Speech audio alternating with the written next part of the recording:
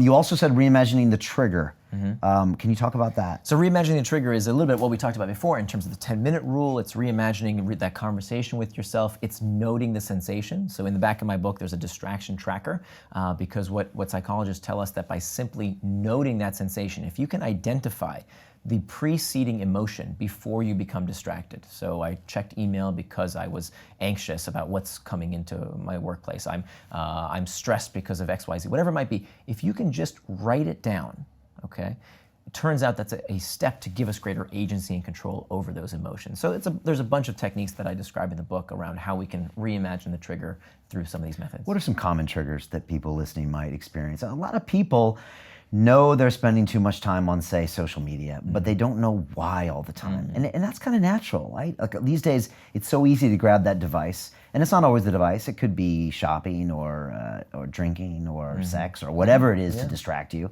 But sometimes we don't, equate it with what we're feeling. What are some of those common feelings? Stress, anxiety, uncertainty, fatigue, loneliness. I mean, the list goes on. And of course, we have products that cater to each one of these things, right? So this is back to my first book, Hooked. I mean, this is how products build these habits in our lives, that they cater to these individual triggers. And we want them to, right? By and large, we want to associate a product's use with relieving some of our troubles, right? So that when we need something, we grab our app and we order it on Amazon, or when we want entertainment, when we want to relieve boredom, there's nothing wrong with watching a game on TV or watching Netflix. It's when we do it on someone else's schedule as opposed to our schedule, that's the problem. Right. And that's the second step. So until now, we've just been talking about how to master the internal triggers, which is the first and most important step. But remember we talked about traction and distraction? Yeah. So the next step is about making time for traction. And this is incredibly important.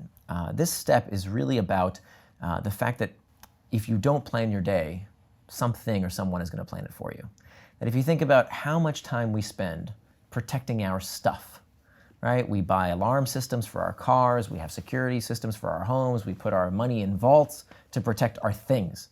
But when it comes to our time, something that everyone has the same amount of, right? Whether you're Bill Gates or anyone, you have the same amount of 24 hours every single day.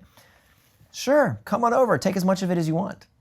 Because if we don't plan our time, somebody's going to plan it for us. Whether it's your boss, your kids, your spouse, the news, whatever's going on Twitter, we have to start planning our day because you cannot call something a distraction unless you know what it distracted you from. Right. By definition, if you have a big white space open calendar, then how do you know anything's a distraction? You didn't plan your day. You don't know what is traction, and so therefore you don't know what is distraction. Everything is a distraction. So this brought me to this technique called time boxing, which is based on a lot of research. For decades now, psychologists have known that this technique that we call making an implementation intention, which is just a fancy way of saying planning what you're going to do and when you're going to do it. And this technique is life-changing. It's life-changing in our home life. I mean, it saved my marriage. It's incredibly effective in the workplace as well, because by making that time box calendar, most people do it once a week. It takes 15 minutes a week. It's on my calendar to do this and to reflect upon my previous week's calendar and to compose my next week calendar. Okay. And once you have that template for your week, you're making small adjustments. But the important thing is that you want some kind of template. You want something you can look at, to refer to say, okay, is what I'm doing with my time right now, is it something that's on my calendar, therefore it is traction, or is it anything else? Even the worky, productive-y stuff, like checking email when you plan to work on that big project, if that's not what you plan to do with your time, it is just as much of a distraction. Now, it doesn't all have to be productive work stuff on your calendar. Right, because some people are going to say, Nir, I can't plan every 30 minutes of my day. I think Bill Gates was famous for every 6 minutes of his day was planned and had meetings for 6 minutes. So you're not saying every 6 minutes has to be full-on active. No. But you have to have a plan for it to be a relaxing thing, or you check your email, you're not, or you're with your kids, or maybe nothing's planned for that. But it's planned, but nothing is planned. Exactly. The time you plan to waste is not wasted time. So whatever is consistent with your values, and I'm not going to tell you what your values should be, whatever is consistent with your values in your life, you've got to make time for it. So if physical health is important to you, where is that on your calendar? It's not just going to happen. You're not just going to spontaneously go to the gym. It has to be on your calendar. You have to make time for it. It's not going to happen. If relationships are important to you, one of the reasons we are suffering through this epidemic of loneliness is that many of our civil institutions that provided a regularly scheduled way to interact with our friends civic groups, Kiwanis, bowling leagues. Robert Putnam, by the way, talked about this in the 1990s, well before social media. Social media did not cause this. This has been a long process.